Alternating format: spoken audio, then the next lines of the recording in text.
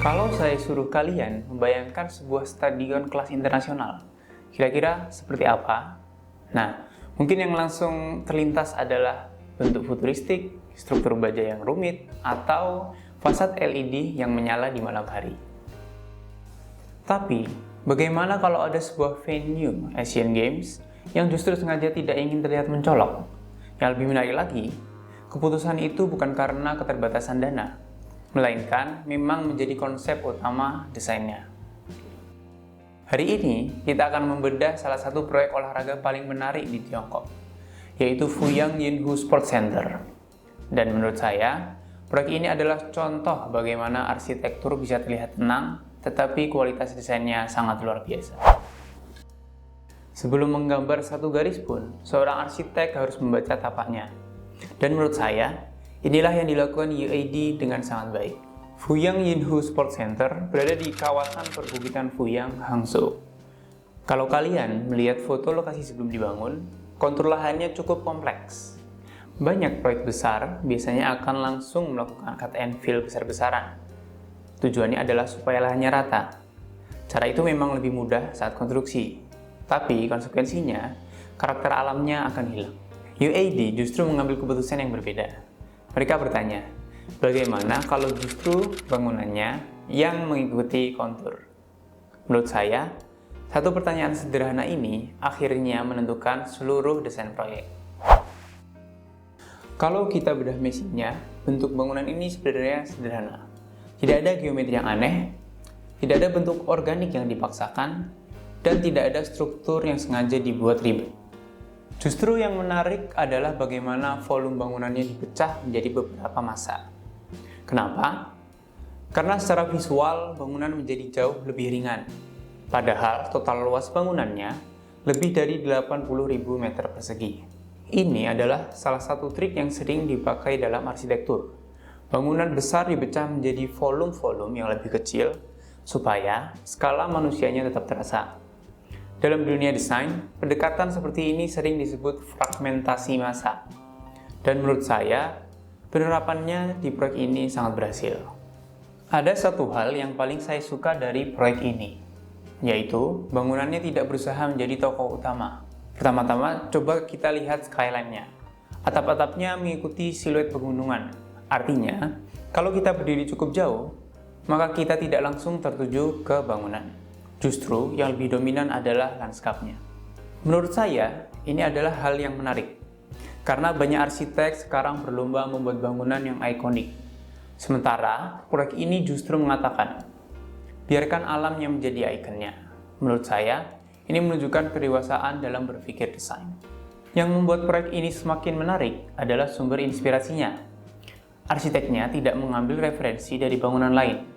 Mereka justru mengambil inspirasi dari sebuah lukisan yang berusia hampir 700 tahun, yaitu Dwelling in the Fuchun Mountains. Lukisan tersebut menggambarkan pegunungan yang berlapis-lapis, kabut, sungai, dan vegetasi.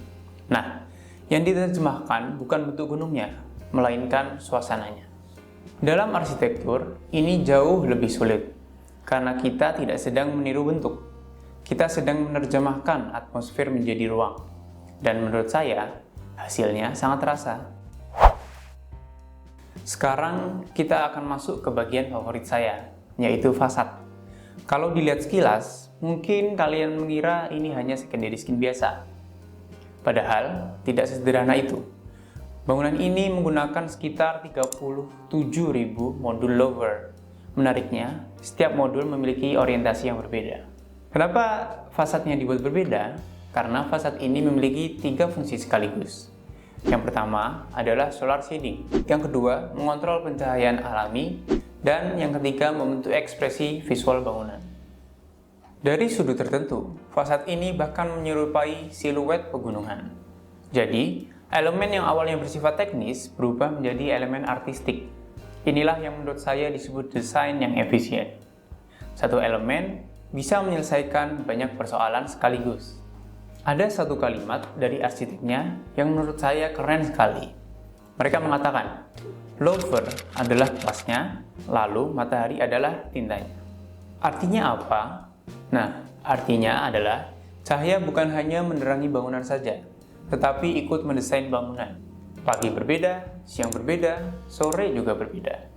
Bayangan yang muncul terus berubah sepanjang hari. Jadi, fasadnya selalu terlihat hidup. Dan menurut saya, inilah kualitas arsitektur yang sering tidak terlihat di gambar render. Karena pengalaman ruang baru benar-benar terasa ketika bangunannya berdiri. Sekarang kita bahas keberlanjutannya. Yang saya apresiasi dari proyek ini adalah mereka tidak bergantung pada teknologi yang berlebihan. Tidak ada cerita tentang AI, dan tidak ada gimmick teknologi. Yang dilakukan justru hal-hal yang sangat mendasar. Orientasi bangunan, ventilasi alami, secondary skin, modularitas, efisiensi material, dan pencahayaan alami. Kadang kita terlalu sibuk mencari teknologi baru, padahal desain pasif yang baik sering kali jauh lebih efektif. Ini menurut saya adalah pertanyaan yang sering dilupakan. Bagaimana nasib bangunan setelah event selesai? Karena kita sudah terlalu sering melihat stadion megah yang akhirnya kosong. Nah, Fuyang Yinhu Sports Center sudah memikirkan itu sejak awal.